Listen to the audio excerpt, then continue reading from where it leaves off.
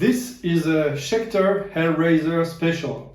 It was lent to me by a friend at work who is mostly a drummer, but he bought this guitar a few years ago and he couldn't play it because this bridge has issues retaining the strings.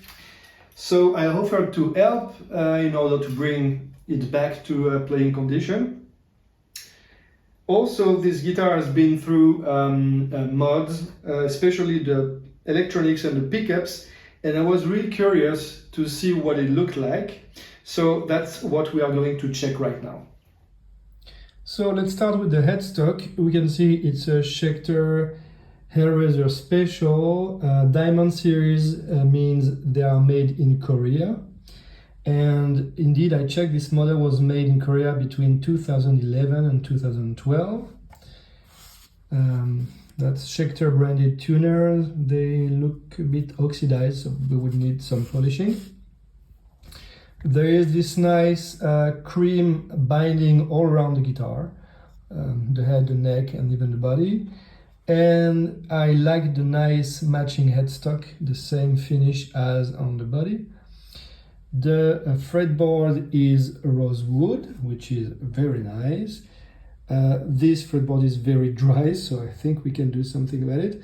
And we can also polish the string, the frets. I see they are a bit dull. So this finish is, it's a very nice quilted maple top. This finish is called Black Cherry. And you can see the binding, the cream binding all around the body. It's really nice color. It has a Floyd Rose Special, which is not my favorite. It's really the entry-level model of Floyd Rose, and has some, sometimes it's not very reliable, as we will see later. 3 knobs, I suppose it's 2 volumes and 1 tone. We'll check that too. 3 position switch. And these are not the original pickups. The pickups were originally active pickups, EMG 81 and 85, if I'm not mistaken.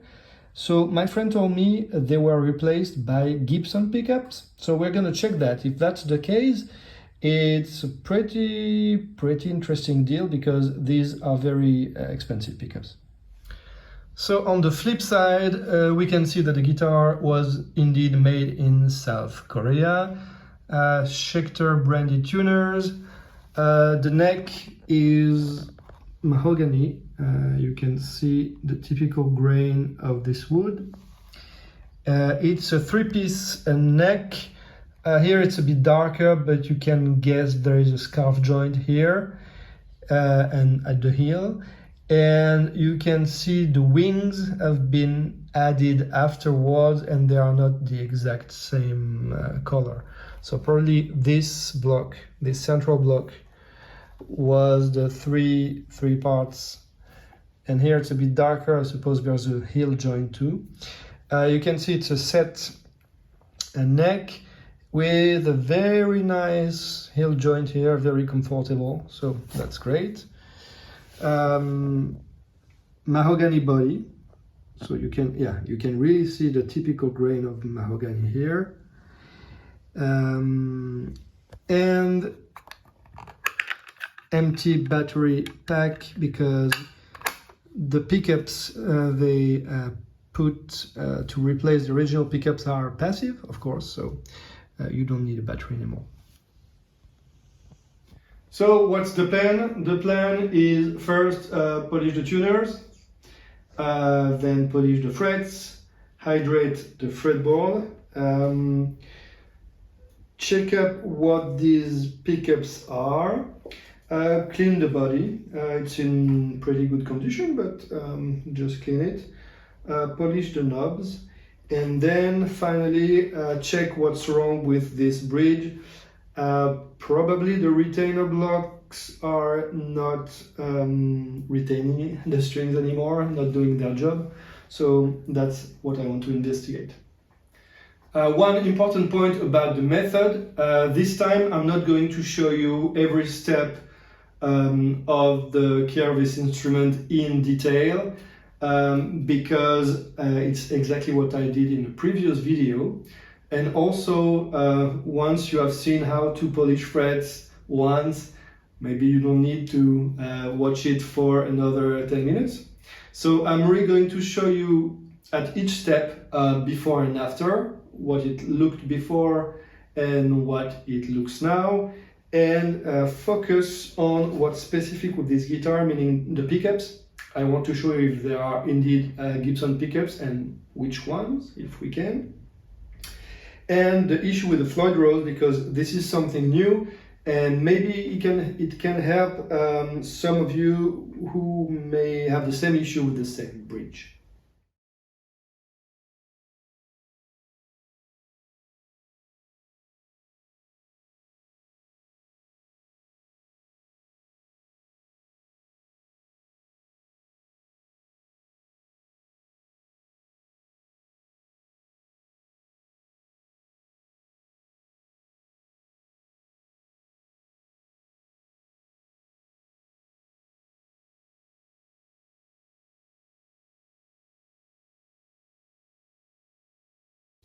So now let's check what these pickups really are.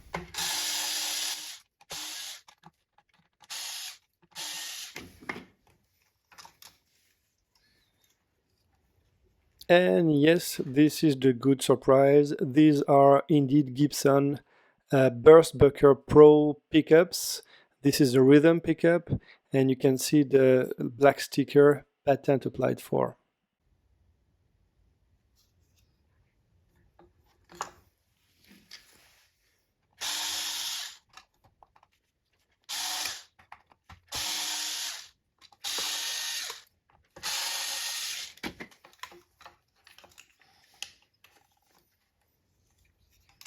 And of course, this is the bridge pickup, which Gibson called the lead pickup.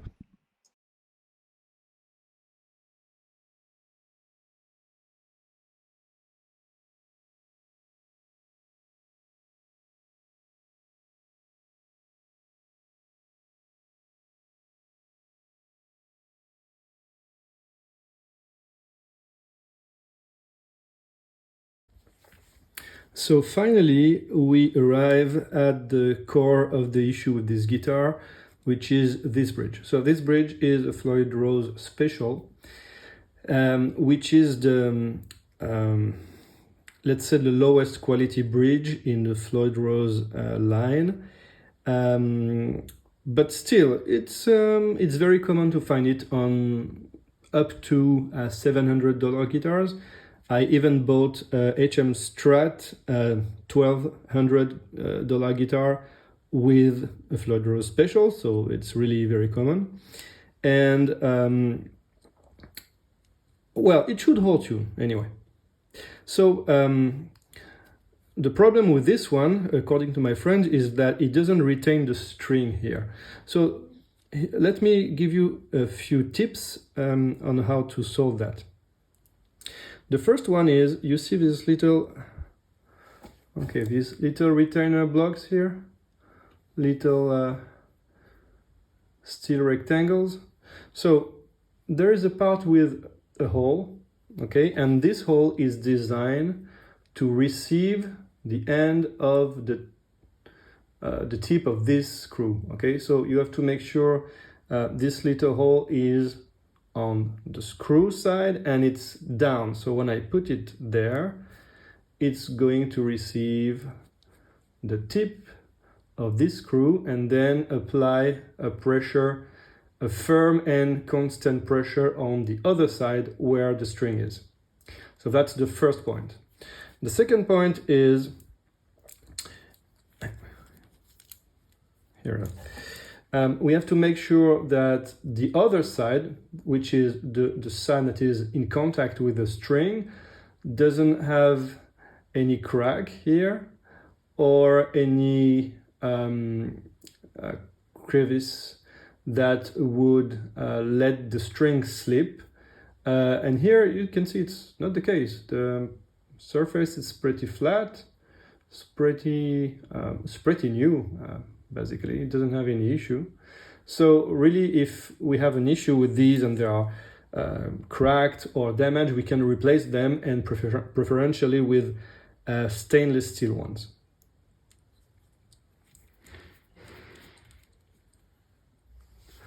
Okay, and the last tip really has to do with the way we string up the guitar.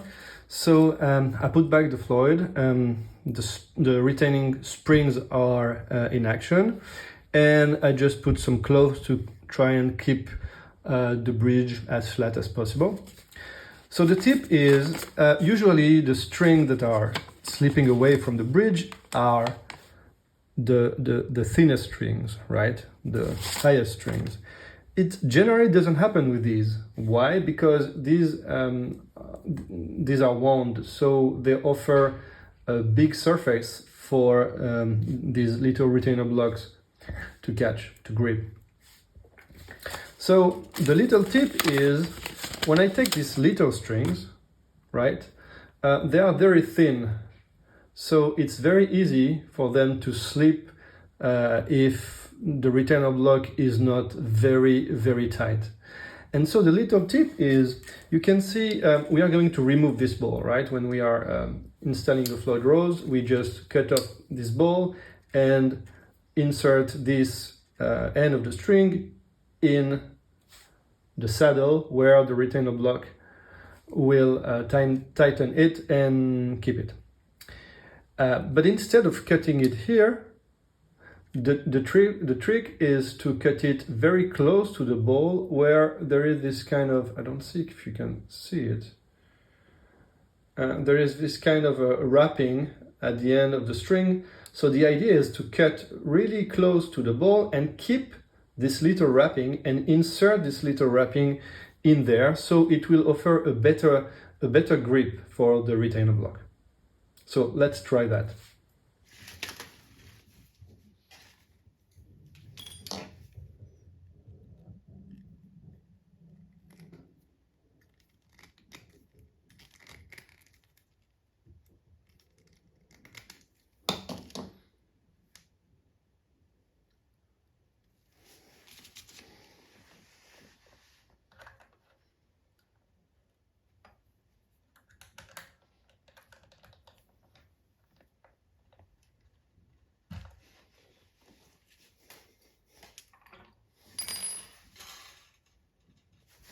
So as you can see now, we have a very strong connection. I'm going to string it up and you will see that it will retain the string whatever happens. Okay, so now I have finished stringing up the guitar. And one thing you want to do for your guitar to be to keep the tuning is to stretch the string.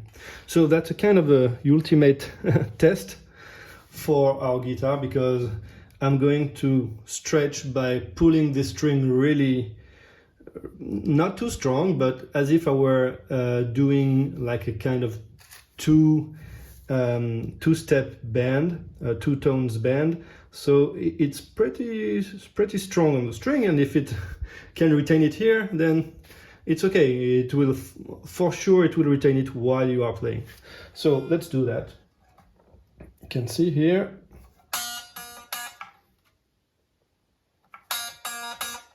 I will continue pulling on the string until the pitch is stabilized. Fine.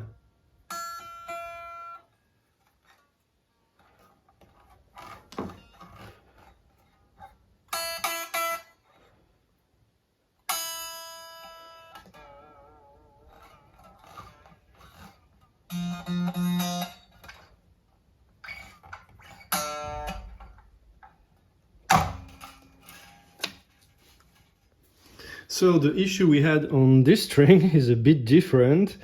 The retainer block actually holds fine, but this thread is stripped. So meaning I'm trying to tighten it, but in fact this is is stripped. So I don't know whose fault it is, if it is this screw here or the saddle, but one thing is sure, in this case you have to replace them and choose something a bit better. So I will see if I have something to replace it. So here you go, I replaced the whole saddle. You can see it here. I didn't have a silver one, so it's a black one. But I had to change everything. The saddle, the retainer block, the screw, all this has to go together, or else we are going to strip again the thread on the saddles. So I think it's holding. And of course, the best solution would be to change all those low quality saddles, the screws and the retainer blocks that come with them, and keep only the base plate and the block behind it, or change the whole, really if we want to have the best quality, change the whole bridge for a Goto, for example. So it depends on the budget, right? Changing a saddle, put another saddle, spare saddle, that's basically free. Change all the saddles and put stainless steel ones, it's about $50. And change the whole bridge, use, for example, Goto 1996T, which is very good. It's around between $150 and $180. So that's kind of a budget. But now seems to be working pretty good.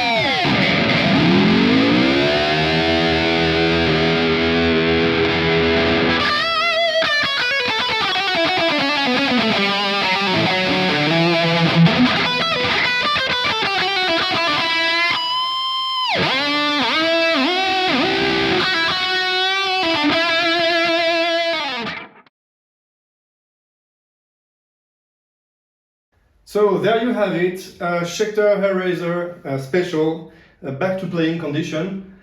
This was the first time I was playing Hellraiser, and really the thing that strikes me is it looks like an interesting mix between a Les Paul and the Super Strat.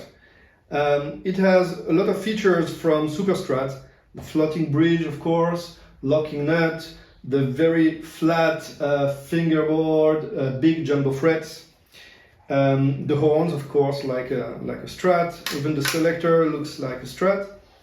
It has comfort cuts here, and also the heel joint is very nice, very comfortable. You can access the last frets without any issue, so you have 24 frets. And on the other side, it has the exact construction of a Les Paul, meaning it's a mahogany body. It's a quite thick mahogany body, even if there is a comfort cut here. It's a hefty guitar with a quilted maple cap, very nice maple cap. I don't know if it's a veneer, but I'm sure it's not just a very thin veneer, because it's a bit arched on the top. So I kind of think it's a quite good maple cap. Then it has a set neck made of mahogany, rosewood fingerboard, this nice binding all around the guitar, exactly like a Les Paul, 3 tuners on each side like a Les Paul, and even the little headstock angle. But the difference is they created a volute here, and I think that's a good idea because it makes this joint a bit stronger. So usually if the guitar falls on the head, the volute is strong enough to avoid cracks at this level. Anyway, and it even sounds like a Les Paul now that it has burst breakers, which are the typical Les Paul pickups that you find on Les Paul Standard. Again, this was the first time I was playing these burst breakers not in a shop, like in a controlled area, and these are really very good, very dynamic. You can reduce a bit the volume and have a kind of crunchy, bluesy tone, which I like very much. You can play acoustic, you can play blues, rock, metal, so they are very versatile, very dynamic, and I think it's a very good choice. It gives this guitar real personality compared to probably EMG 81 and 85. I think that's a good solution. The only weak point of this guitar is still this Floyd Rose Special. They are notoriously not great, not very durable, and this is the case with this one too. So you have two options basically. The first one is change all the saddles, just the saddles, keep the bridge plate, but change the saddles to stainless steel saddles, which is what I did on the previous video with the Jackson Stealth. Or you can, so this budget is around $50, or you can go a bit higher in quality and change the whole bridge. For example, for Goto 1990-60, which is what I did on the Fender HM Strat, if you remember. And both solutions will give this guitar more durability and I think a better tone, because like each time we are going to restring this guitar, there is a risk to strip a thread in the saddles since the material is so soft. So really, I think that's the only remaining weak point. All the rest, really, the construction, the frets, the fretwork is very good. Didn't have to touch anything. The construction is perfect. So it's a really good guitar. And I think with this last replacement here, saddles or the whole bridge, it will really be a fantastic instrument.